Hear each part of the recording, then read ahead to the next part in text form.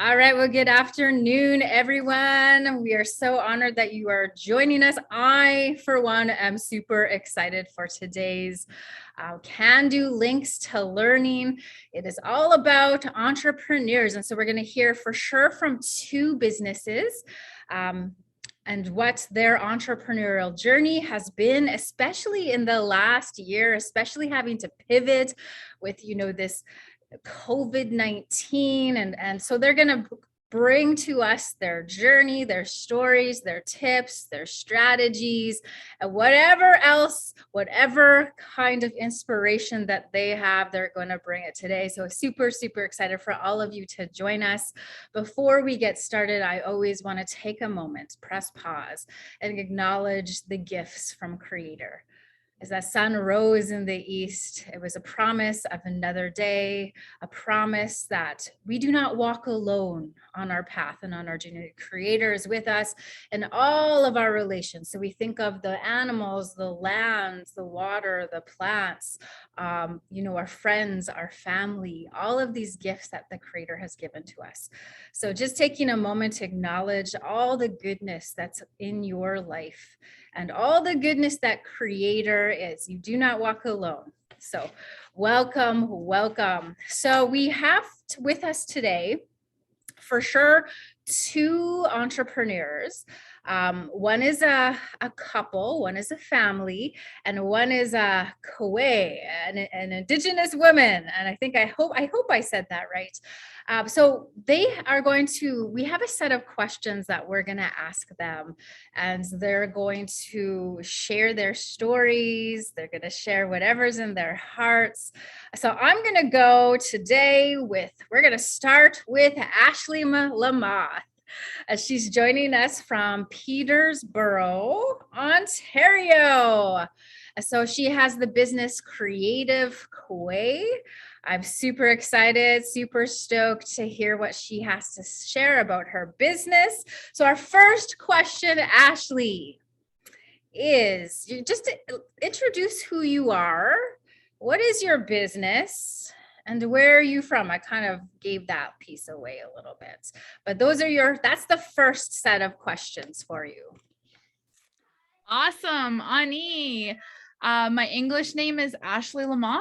I am a very proud Anishinaabe Métis mom of two tiny humans who you may just find running in the background at some point in this panel. I'm not going to lie. I am currently residing in Treaty 20 Mississauga Territory in Southern Ontario, Nagojawaaning, also known as Peterborough. My family is rooted in Northern Ontario, but I am a Southern Ontario girl at heart and soul. It is my forever home. I run Creative Cree and Creative Resonation. So I am a accidental serial entrepreneur. I went to school to be a helper, a counselor, and I kind of fell into entrepreneurship after some major trauma. When I was 30, I lost my partner and my kid's dad, and I got tossed into widowhood, and it was not something that I ever expected I would have to deal with. So it kind of forced me to restart, and I moved home to Peterborough and accessed every single support I could find and launched Creative Cree with the help of so many amazing agencies in this city and an amazing business community. So Creative Cree is a creativity coaching and workshop company. So I run digital and in-person workshops on inspiring creativity, decolonizing creativity and self-care, and all about that self-love. Wow, that's amazing. That's like right up my alley. I love it. Okay, so how did you come up with your business name? You kind of gave us a little bit of background to how you took that hard life journey that you were in, and that kind of pushed you into creating this business, becoming an entrepreneur. So could you maybe expand a little bit more on how you started the business and the name of your business? Where did that come from? So Creative Cree literally came from my love and passion of creativity and my culture. So I wanted to incorporate both, but I wanted it to be easily recognizable as well in the non-Indigenous community, because as much as I definitely inspire more towards Indigenous women and Indigenous solo parents, I also want to be able to cater to non-Indigenous women as well, because creativity is one of those things. It's a passion and everyone has that creative gift, but so many people have forgotten how to use it.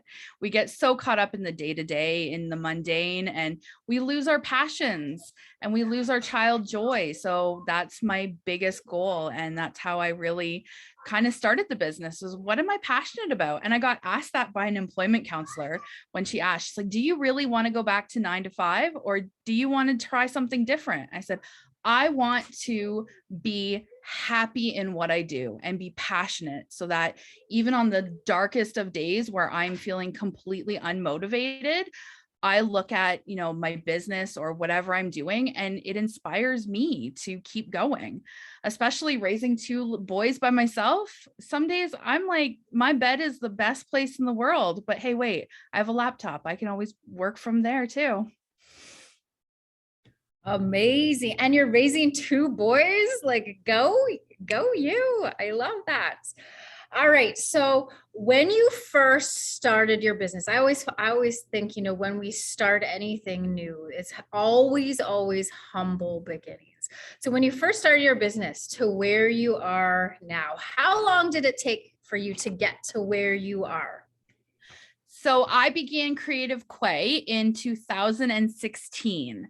That is when, and I started Creative Quay as a recipient of Ontario Works, which is the provincial welfare system. So I walked in 2016 and I was terrified. I felt like a failure.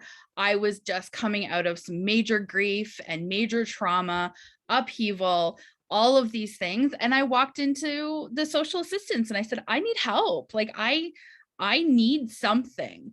And it was them who inspired me to start thinking about even running a business.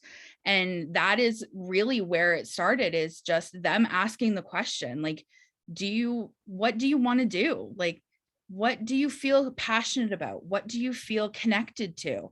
And they had an amazing 52-week program where you kind of got a crash course in all of the basic business things.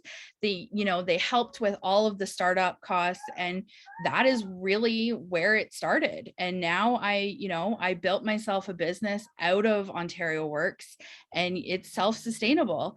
And then because why not, during COVID, I decided to start a product line. So I'm starting a brand of clothing and cups and tumblers and keychains and all kinds of stuff to showcase like major Indigenous pride and beauty, because we are not all trauma. We are not all of what's happened to us. There's so much strength and beauty within every single nation. And I want to celebrate that. And I want to help others celebrate it. So I launched my second business, Creative Resignation, in 2020 during the height of COVID. What? That's amazing. Are those cups behind you, or is that just pictures? Yes. Is that some of your stuff? A super limited edition drop that I've been working on. Those are I'm dropping 5 Indigiqueen vinyl wrapped cups on Friday. So only 5, and they're color changing, and they're like 5.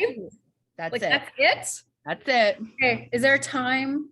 Can you shoot me a message and let me know what time the drop is happening, and I'll be there. Absolutely. Awesome. Okay. So what are some of your long-term goals with your businesses? Oh my goodness. I have so many I have big dreams. I hope to one day open a DIY studio, so that people can come and explore creativity themselves without feeling like they have to spend the hundreds of dollars in supplies and equipment. And I really want to start an accelerator for solo Indigenous moms who want to start a business but don't know how, and who, are balancing babies and businesses, and who want, that self-sufficient life. So that is my big dream. And there's no better person to launch that idea for moms who are single and who are balancing that home life, but then also have those dreams and those visions. So I love that. Okay, so what are your key motivators as an entrepreneur? My kiddos. It's really hard to not be motivated when I have them like cheering me on and say, "Mommy, can I help you?" My 8-year-old helps pack and ship orders. He, puts stickers on the boxes, and he's my top. Like, they are my biggest cheerleaders, and they're my biggest inspiration to show them that you can really do anything, no matter what external people say. And there's always going to be naysayers and haters, but if you have your own drive and passion, you can do absolutely anything you put your mind to. So definitely my kiddos. Love that. What about your community that you're part of? Do you get some inspiration? Are you surrounded by good support? And tell us about that. Absolutely. So my family was enfranchised. So we were displaced and my family moved down south. So I was able to, I never grew up on reserve or, immersed in my community, but it is so amazing how the Indigenous community in Peterborough has just adopted everyone. Like, we have the amazing Trent University. Everyone comes to Trent to take Native Indigenous studies, and then they end up staying. So it's really a beautiful thing, and they've been amazing. I also have a really strong supportive network in the non-Indigenous business community. They are so open and receptive, and we're very lucky that we have some amazing reserves. The William Treaties First Nations are surrounding Peterborough, so there's so much support, and I really rely on that, because sometimes it's really difficult when you're working from home and you're all by yourself, and it's like, I have no one to talk to. Like, what do I do? And I can pick up the phone and like call almost anyone, and they will literally stop what they're doing and help, which is amazing. And it's so needed. Yeah, it's so important to have a good supportive community, because as much as we're doing our own thing, we're following that dream and that passion that the creator has put into our lives. So we're doing our thing, we're following our dreams, but it's also to make community stronger. And it's really important to have that support from the community. So thanks for sharing a little bit about yours. All right, so the next question: how have you overcome challenges from the current pandemic? Well, for one, I don't know if it was even a challenge, because you created a new business idea in the midst of a pandemic. And then the other question is, what opportunities did the pandemic offer you? So the pandemic really actually forced my hand in creating the second business, because I was a service-based business. And when everything shut down, that included vendors. I was faced with the very real reality of closing Creative Quay, because literally every single contract, every workshop got canceled. I started January 2020 estimating at a 230% increase growth rate for Creative Quay. I was ready to incorporate, I was ready to make big improvements and upgrades. And then, of course, COVID hit and everything shut down, including all of my contracts. So I spent a lot of time learning. I was like, okay, we're going digital. Is this the way that, that's happening? I'm going to start teaching myself. And I did. I started teaching myself, Zoom. I started teaching myself all these crazy video apps and, splicing. And I got on TikTok, which was very dangerous. But amazing at the same time. But it was just, I decided, if I'm going to use the time to learn, if I can't create workshops, then the time to pivot to digital, I'm going to do that. And I'm going to teach myself.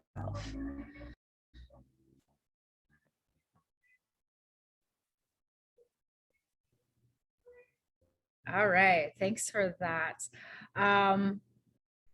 The next question, but I kind of feel like I have a question out of that, but I'll bring it back. I'll bring it back. But so you talked already about what you've learned while adapting virtually. So doing Zoom and TikTok. I'm going to have to look you up on TikTok now.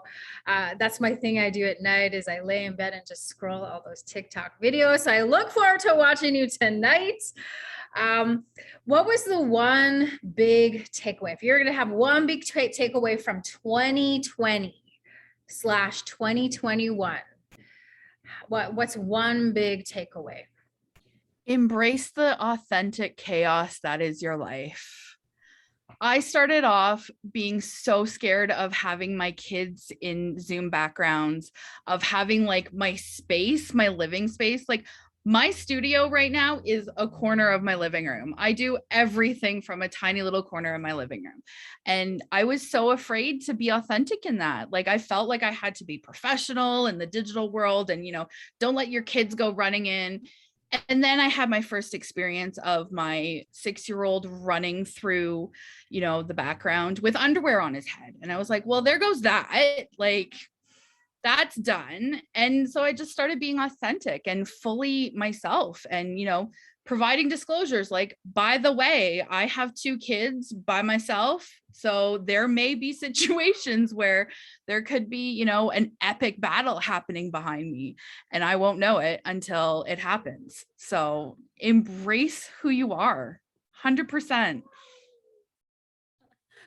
I love that, embracing your authentic self, right? And that's what it is. It's all about being authentic, being who you are, being who Creator made you be. And that's, the good stuff, that's the flaws, that's the quirkiness. I know when the pandemic hit here, everything had to shut down. So I have a fitness studio here.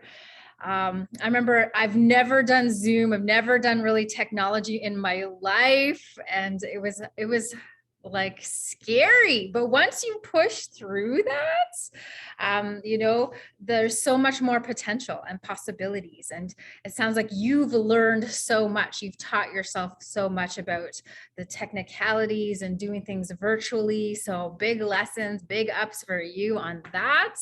I love it. I love it. I feel like we have a little bit of time before we move on to our next group, our next guests. Does anyone have any questions for Ashley and her business? You can put in the chat box or you can unmute yourself. But we would love to hear any questions that you might have.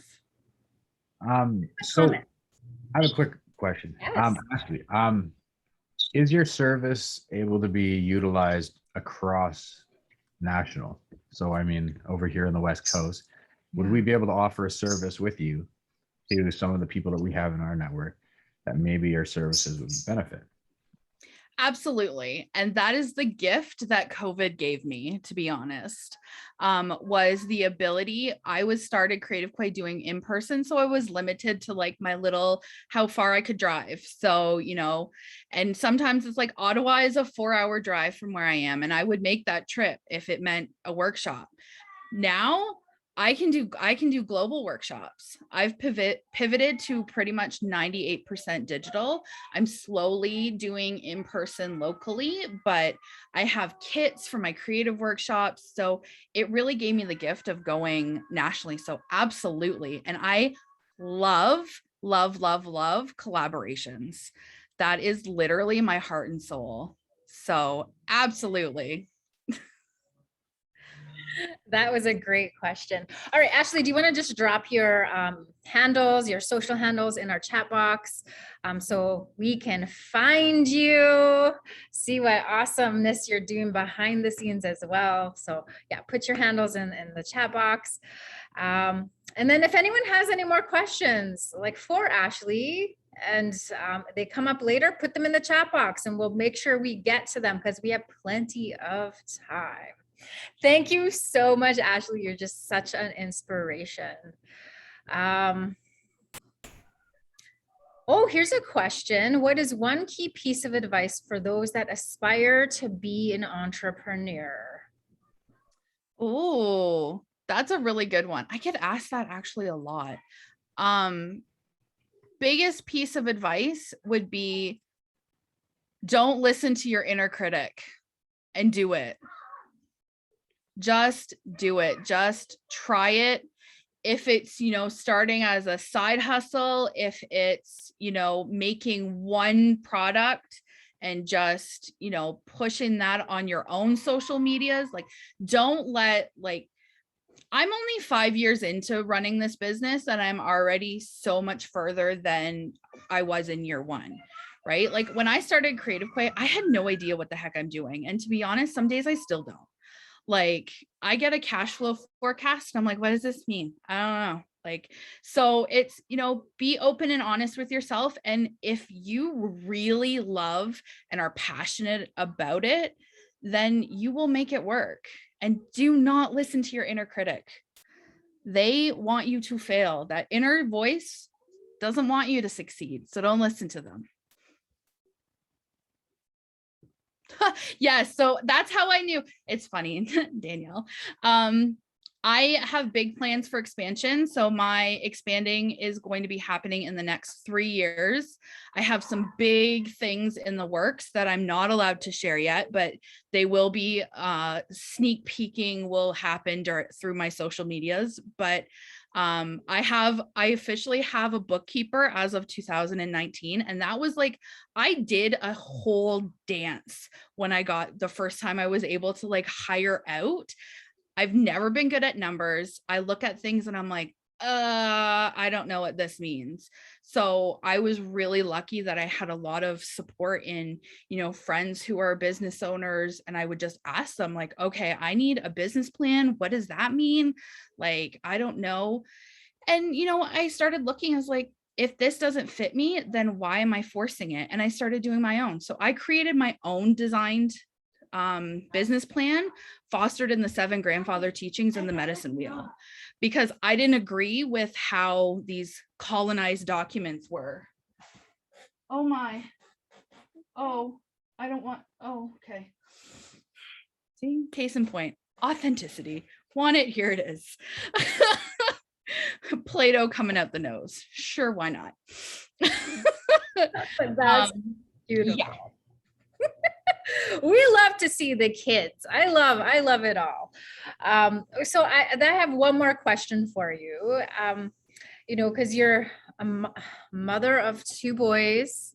It's busy. You have your 2 businesses. You're working hard. You're slaying the game. And then you also talked about self-care and self-love and some of the work that you do. So what would your top what's your top go-to self-care activity? And then maybe on top of that, what grounds you? So I have this coolest little thing that has all my timers, and I'm a big time chunker because I have some serious ADHD. I'm just learning that I have this. So I will time chunk. I give myself 20 minutes at the end before I go pick up my kids. I don't book anything in between 2:45 and 3:15. And that's my self-care time. And I will do, my biggest is coloring. I love adult coloring books. It gives me it just grounds me and gets me ready to, kind of go back into mom life after having a day of them at school. And my culture, picking cedar, going out picking cedar, forest bathing, those type of things, connecting with nature. And we're lucky that we have some amazing outdoor spaces here in Peterborough that are just gorgeous. And I could go sit, by the water and cry if I need to cry because it's so healing. And smudging, I mean, that's my number one. We start every day, teaching my kids smudging. That's, I don't even see it as self-care anymore because it's just part of our daily routine. So it's, finding, and that's what I teach people is self-care is not just, bubble baths and manicures. It's figuring out what feeds your soul. Is it, screaming into a pillow? Is it burning shit in the full moon? What drives you? What feeds you? What makes you feel happy and at peace? So those are my big ones. Love Love those. I also, so I'm just making a note here. I really loved how you said, you know, when you were creating your business plan, you wanted to base it off of those seven sacred teachings, the grandfather teachings. I for one would love to hear more about that, perhaps another, you know, webinar topic that we could do, but I think that that's brilliant. So thank you so much for bringing your authenticity to this panel this afternoon, your breath of fresh air. So thank you so much for such good energy. I look forward to your item drop on Friday. Look forward to it. I will follow you. I will find you on Instagram, social media, wherever you I will find you. I'll Okay. pop my channels in. Chimiguach. I love it. Love Thanks, it. Ashley. So that was Ashley from Creative Quay. She's joining us from Ontario. She's doing some big, cool, creative things there, but it's also not just there. You know, it's now, you know, we live in this world where things are virtually, like we are able to do business across Turtle Island, where it normally was, you know, just in our neck of the woods. So I think it's cool. I think it's brilliant that she's doing her thing. So great to meet you, Ashley. All right, on to the next group. So excited. So they are doing a lot of things. One of them is the Owl's Path Markets. So joining us from the West Coast is Joel Marriott and Mary Mason. So we are welcome you. We're so honored that you've joined us and you're going to tell us about all the amazing things that the Creator has you doing. So I'm going to let you introduce yourselves, what your business is. So like Ashley, they got a lot of things going on. And where are you from? That's our first question. All right. Hi, my name is Joel Marriott, and I'm from Treaty 6 and Treaty 4. I'm a 60 scoop survivor. My wife is... I'm Mary Mason.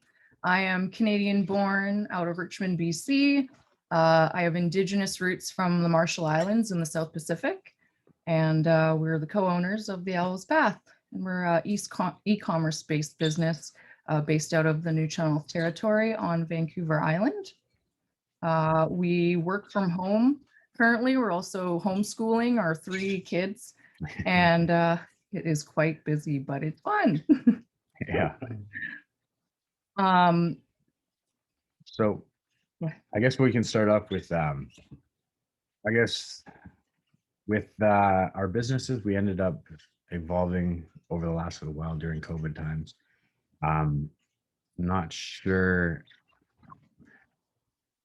how best to describe how we started off. There was a few factors that pushed us into entrepreneurship. One of them was, well, we were living in a multicultural city center over in Vancouver on the Lower Mainland, and we moved to an unceded and unsurrendered Indigenous community on Vancouver Island. Here we worked for other people, and we noticed that while we were working for other companies, we noticed that the Indigenous workers weren't treated as fairly. And we also noticed that the Indigenous community, the Indigenous businesses and landmarks and that weren't being quite represented the way that they could be. And so we wanted to change that.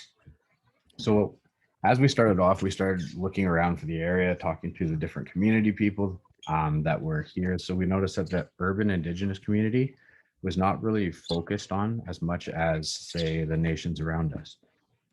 So we ended up looking at an opportunity to start working with expanding opportunities for them to be able to be seen through media, through social media, marketing.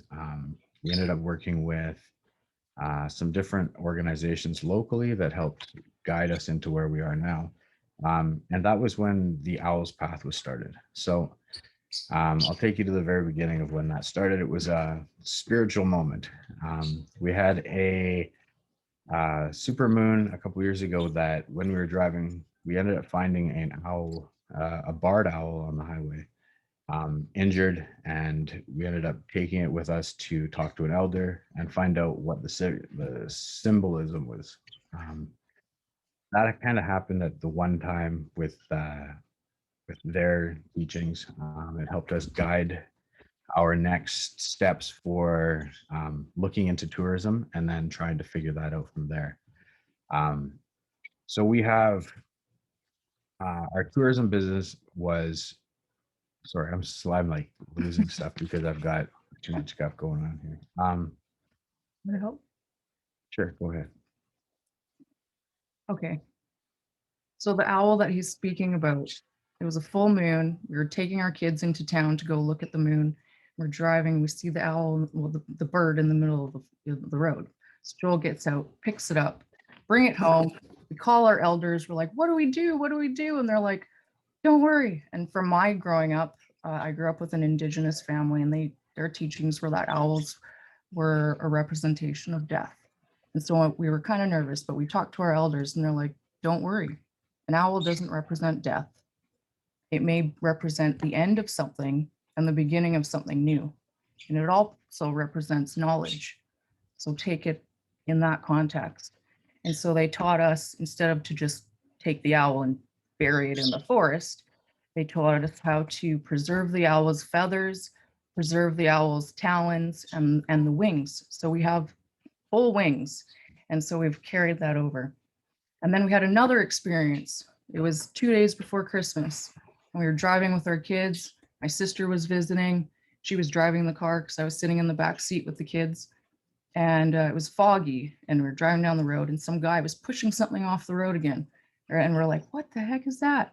So we pull over, and Joel's like, what is that? And he's like, oh, I just hit this owl. And we're like, another owl? And we're like, what are you going to do with it? And he's like, oh, I'm just going to dispose of it. And we're like, no. Don't worry, we'll take it. We'll take that for you. And so we had a box in the back of the truck and put the owl in the box, and we were going to bring it home and take care of it properly. And then my sister goes, I think it's breathing.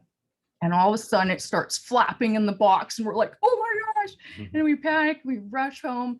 And again, we call our elders. What do we do? What do we do? And so they're like, well, it was stunned. And so they said to give it electrolytes and give it some ground beef if we had some. And so we let it rest for a couple days. And then on Christmas Eve, we actually let it go off of our balcony. And it looked back, we have it on video too. It looked back in like appreciation and then flew off. And so that was the initial like, wow, okay. And then Joel's like, you know what? That's a great name, The Owl's Path. That should be our name. And we're like, yes. And it was crazy because after that, we kept seeing owls here and there and here and there. They just like, we hadn't heard of owls that often in our life. And so for that year after that, it was like owls here, owls there. And we're like, hey, we're just going to follow this owl. So we did. And it brought us to different webinars, and we learned so much different knowledge that was able to be incorporated into our business. It led us to different affiliate partners. And yeah, that's kind of how we started that journey. Wow, that's a beautiful origin story. And when those messengers come across our path, we have to pay attention. We have to listen. And I love how you shared that you did go to the elders and you sought their counsel and their advice. And I just think you can never go wrong when we do that, when we go and connect with those elders. Okay, so that's kind of how you came up with your business idea, the business name. Do you want to tell us more about the businesses? Like, so what is it that you do? All right. So we started an enterprise, which is called the Owl's Path. That was originally started off as an Indigenous focused tourism business. So what we wanted to do was encourage the local tourism area to start being seen through social media, different channels, different platforms. So we started creating videos and editing them, doing the photos, creating stories, and then tying ourselves to different projects. Owl's Path was tied to the language revitalization poll done by Tim Paul here in New Channel Territory. It was sanctioned by the United Nations and done by First Nations Education Foundation. So we put our hands into there and started working with them really closely, doing media and stuff with them. collecting stories, songs, and different friendships along the way. Then as we were there, we had a location that had 6 different offices at the same time. So it kind of made it so that those 6 offices, we had a chance to be able to create a media studio, a live streaming studio, a creative lab, which ended up being our clothing line that we Silk started. screening creative lab. Uh, then a business office setup that people could come in and use. And then we had a storefront that didn't really have a storefront. It just had a bunch of couches in the beginning. Mhm. And 2 months prior to COVID, we started pushing that storefront out and started creating the storefront, the idea of the clothing. We started going into how we could help artists and be able to offer their drawings and stuff on their own branded clothing. Then we started from there. We got into web development, business planning, and coaching. We started working with Kendall Netmaker, which worked really well with him.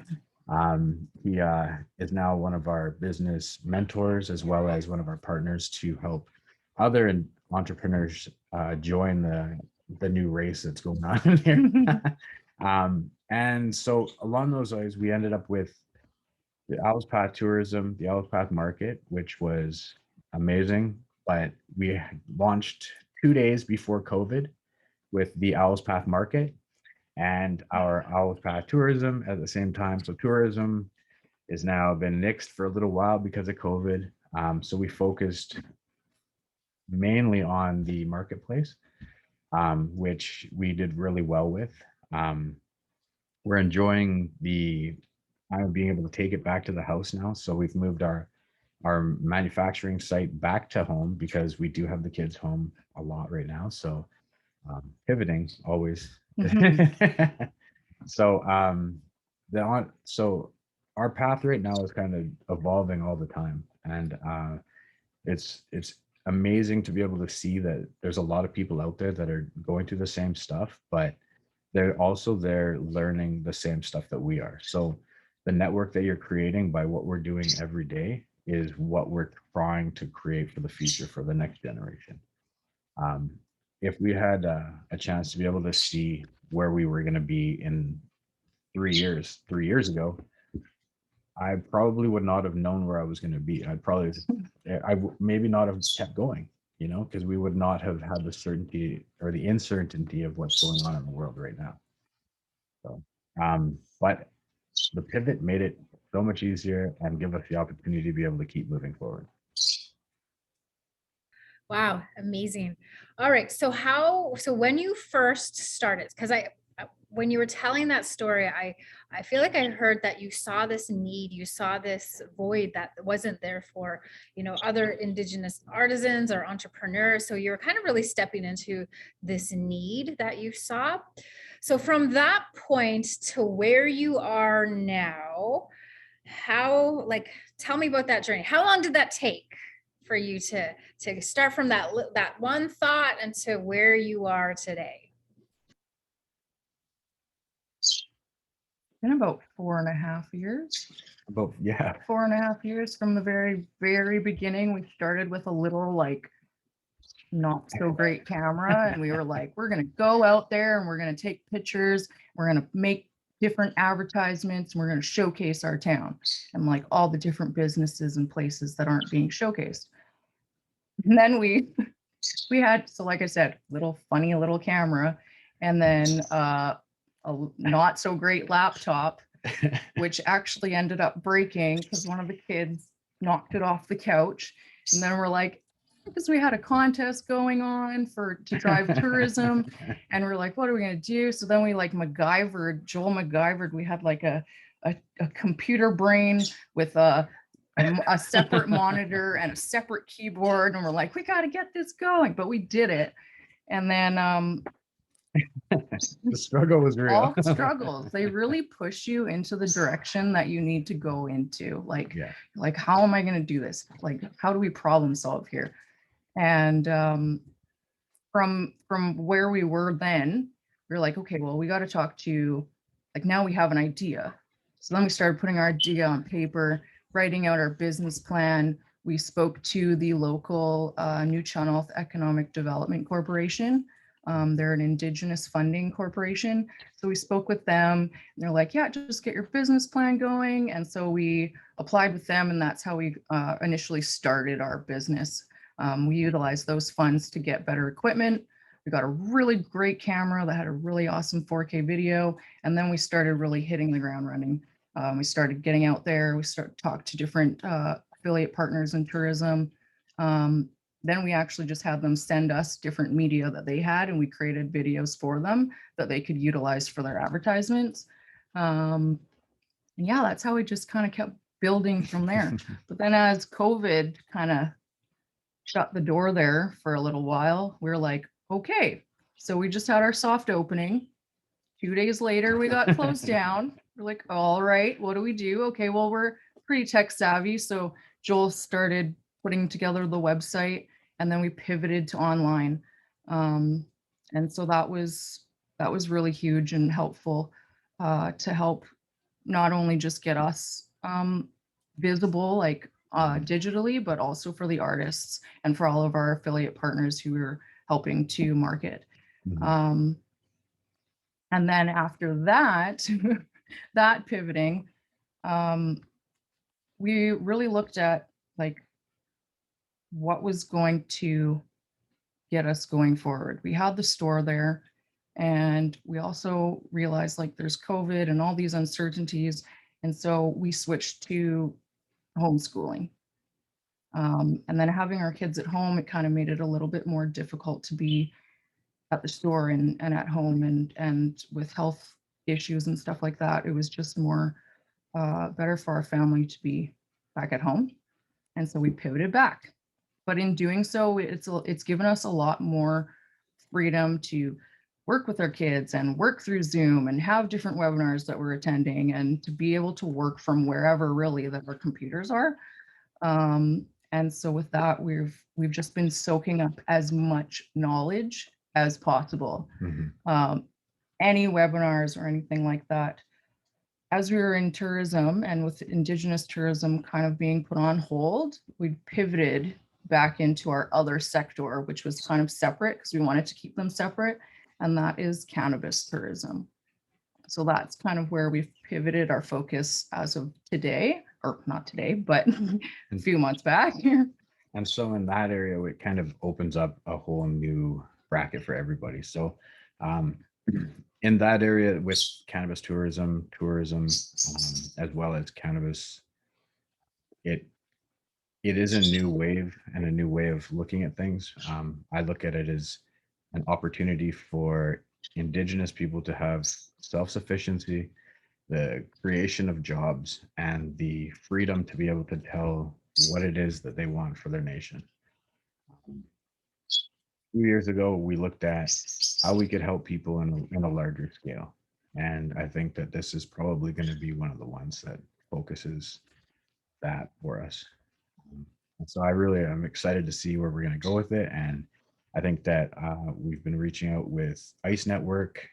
We've been working with a few different other people. And we are in the process of starting a brand new project in the clean energy sector. So Owl's Path is now pot cannabis, as well as a few other things along that whole enterprise. So, thank you. Wow, you got some good ideas, which kind of leads to that next question. As you're kind of looking towards the future and looking at a couple of new things, what's some long-term goals that you have? Number one for sure is to be able to give an opportunity for Indigenous people to have self-sufficiency, sovereignty over their land, and the ability to be able to sell their resources, maybe not the resources of their land and their resources that way, but the stuff and the products that they can create to be able to help the next generation utilize the skills that they have and step above where we are now. I believe that if we have a chance to be able to encourage more learning in different sectors, that would be the major part of how we can step from where we are now and this new budding entrepreneurship line that's just hidden. It's like, what is it? They say 5 times the amount of Indigenous entrepreneurs compared to other people right now. And that's amazing. And so if we keep doing that and we start looking at different sectors and we look at different things, those ideas that you have in your head that you think, oh, may not work for you, there's somebody out there right now that's going to tell you that it's going to work, and they're going to tell you how to get there, because everybody has a piece of that idea and that piece of that puzzle. I don't know a lot of stuff, but I can tell you that if my little idea has sparked something that someone else already has an idea of, that's going to be the start of that fire. And that's where we want to go, right? Love that. So very important question. Do you folks have TikTok? I think that I don't want to say I missed that boat yet, but I'm saying that I'm just going to start. My toes might get in there soon. Okay. Okay. I know I'll that. Okay. But when we do, I promise you it's going to be funny. Awesome. All right. So what are your key motivators as entrepreneurs? Mine was probably the ability to be able to see 2 sides of the picture. As being a 60 scoop survivor, I was raised in a non-Indigenous family as an Indigenous man growing up and learning in that life. And then being on my own from the age of 16 on, traveling Canada was a lot. So we've seen both sides of that coin. And my key motivator would be the opportunities for the next generation. Sobriety is major for our people. Sobriety, 100%. I can't say anything more than that, because that's the beginning of your thoughts, yourself, your authentic person. As much as we think that it's okay to have a party here and there, it is sometimes, but it takes away from our original goals of being humans. We're learning a different setting. We're learning a different place when our path is already meant for us. And if we can maintain to follow where we're supposed to go, that's what motivation behind what I'm doing is for.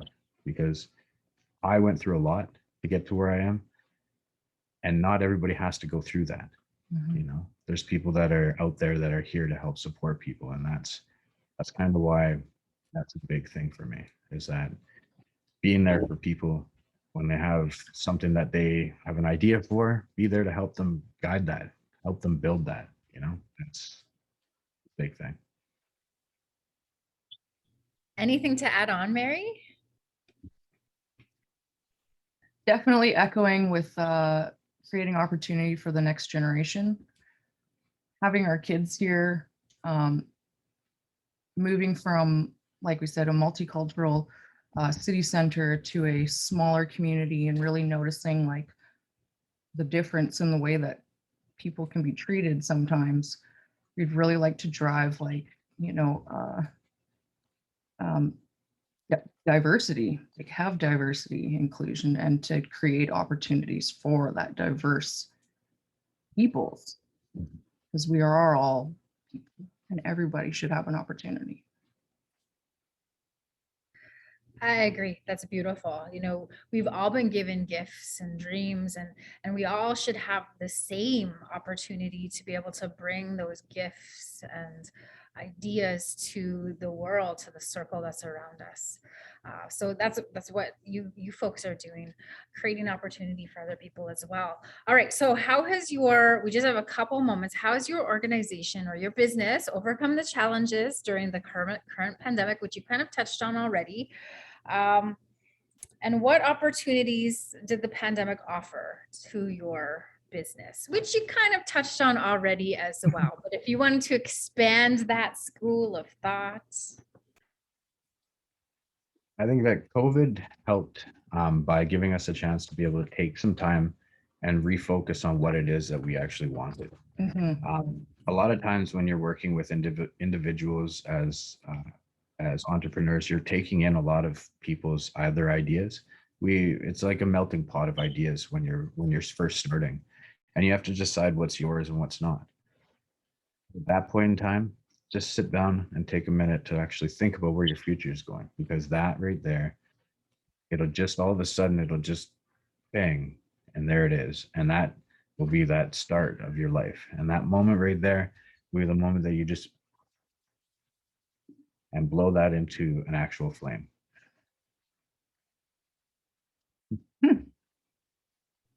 So you have 3 children that you're home. Are you still homeschooling them? Yeah. Whoo, so it's busy. You have all these, you're doing the business. So how do you balance that? How do you balance all of that? So you're walking and doing this all in a good, healthy way. Nature therapy. Yeah. Nature therapy. Yeah. Definitely. Fishing. Fishing, rock hounding, panning for gold, whatever it is. We are always out with them. In the morning, we get up and they have their school schedule in the morning. So they're first up. And then, mind you, if we have meetings or stuff, we kind of fit it in and wiggle things around. But for the most part, we focus on them in the morning, and then we get into our business stuff. We'll take a break. So going from school, transitioning to, okay, let's get outside, go for a walk in the trees and go look for mushrooms or what have you, and then come back, and then we're feeling grounded and we can get ready and jump into work. And that's for work. I can only say automation. If you're looking at a business right now and you are sitting there and you're kind of getting buried, look for automation. There are so many programs and opportunities and apps out there to make your life simple. Automation is 100% the easiest way to do it. Third-party printers if you need to. Life can always go up and down, but if you have everything set up with automation, it takes a lot away from your problems. Just try to simplify as much as you can. So then, sounds like you just offer because my last question, it would be, what advice would you offer to us entrepreneurs? One piece of advice, what would that be? Do you have one? I have some. Keep going. Keep going. Don't give up. Never give up. Even if it's hard. If it's really hard, message us. I'm just kidding. Tonight at midnight. Yeah. Okay. Don't give up. Keep going. But absolutely, keep going. Never stop. Because it's all for you. It's not for anybody else. At the end of the day, you're doing this so that you have your future, your chance, your opportunity for your family and your life. And that's why you have to keep going. Don't give up. And then just research, do lots and lots of research, whatever it is that your idea is forming around, putting some research around it. That research is so helpful. Mm-hmm. Definitely. Ooh, some really good advice. And I really think you had talked about, connecting with folks like Kendall Netmaker and networking. And I think that is so integral too, like mentorship, having those conversations with like-minded people.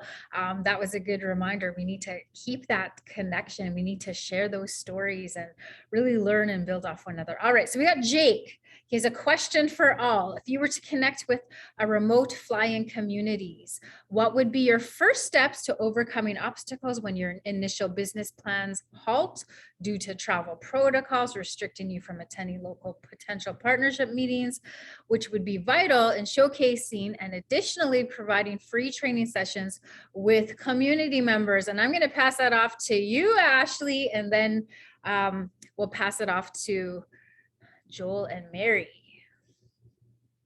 to answer. I don't know if this is the right answer, but my gut is pick up the phone and start calling. Don't let travel protocols, don't let in-person or, remote stop you. I just got a request actually from a very remote location. It's not Attawapiskat. I believe it's Moose Cree. I'll have to double check. And they're legitimate want, you know, what can you do for us? We heard about you. What can you do? And I had to stop and think, oh my gosh, like, what can I do? I can't fly there. I have 2 kids, you know, tech isn't the greatest. So what, I picked up the phone and I called the band office and I said, okay, who's the best person to talk to? This is the request I got from a community member. And now I want to network with, you know, who's on staff. So my first is I pick up the phone and I call, and it's something literally they're not expecting it. Most places they're not expecting, they're like, if you can't answer via email, social media, or, you know, in person, everything shuts down. So it's really nice to open up that communication and conversation. And who knows, it might not work out, but they're going to remember you. They're going to be like, yeah, they picked up, and you build that relationship because it takes time, right? Like it's not always, you know, one-stop shop that we really want. Sometimes it's, you know, building. I just did a workshop for someone. I've been relationship and nurturing that relationship for 3 years. And I just booked a workshop, but it was amazing. Like it was fantastic. And it opened up, you know, it was beautiful. So not everything is going to be easy and not everything is going to be in short term. So think of long term. I don't know if that's helpful. That's mine. Some good advice, Ashley. All right, I'll pass it off to you, Joel and Mary. I would say that there's a few different ways that I would look at it. One would be, I know that everybody on their phone has Facebook, and because that new Meta program went through, they do utilize a what is that company? What is it? It's I can't remember the name. It's actually a camera that's built in for Facebook that you can hold up. Portal. There you go. So they're going to be evolving their systems over the next little while to help create groups and rooms for people to gather. Now that may be something that you may want to look at, because that could be something that would be some way for you to connect with these people away from protocol. The reason why I'm saying that is because that could be the easiest way. People's phones will pick up better reception than their house internet if it's still shoddy. But you do have also, it's Skylink, which is done by Tesla. They have that organization right now is looking for different communities, remote communities, to be able to help boost their internet capabilities, which kind of gives it easier. But that would be, it's always any way that you connect with anybody right now, it's difficult for everybody. So it's just the faster ways of doing it is sometimes by Facebook communication. That way is easy. And the phone. But yeah, check out Skylink. That's Yeah. good for remote communities. Well, awesome. Thank you so much. And thanks, Jake, for asking the question. We have maybe 1 minute. Does anyone have any comments or questions before we say bye? Our hour is almost up. All right. Well, I mean, you gave us lots to think about. You've, stirred that in me, that pot of inspiration. It's about making those connections. It's about relationships. It's about honoring your authenticity. And with that comes that vision, that passion, that dream, those teachings that the Creator has given to us. It comes with not giving up. Keep going, and you will have those hard days, but you push through. So we just thank you so much for sharing your business, sharing your heart, sharing what you're doing, and what we've learned in the pandemic, that we can do business differently. And that has pushed us outside of our own boxes, which has been, with all of your stories, has been remarkable. So keep pushing, keep stepping outside of the box, and just bring whatever gift you have, keep bringing it to the communities and the world that you're a part of. So thank you all so much for being here. We're so honored. We're excited to see what's going to happen, you know, in 5-10 years from now with your businesses. Probably more businesses will have been birthed. I hope everybody who's watched, hope that you are inspired to just lead with your own passion and with your own gifts. So we thank you so much, everybody. Have a good rest of the day. We hope to see you back here Tuesday. Cando links to learning. And there's also a webinar tomorrow on Wednesday. So we hope to see you around. Take care, be well, and peace.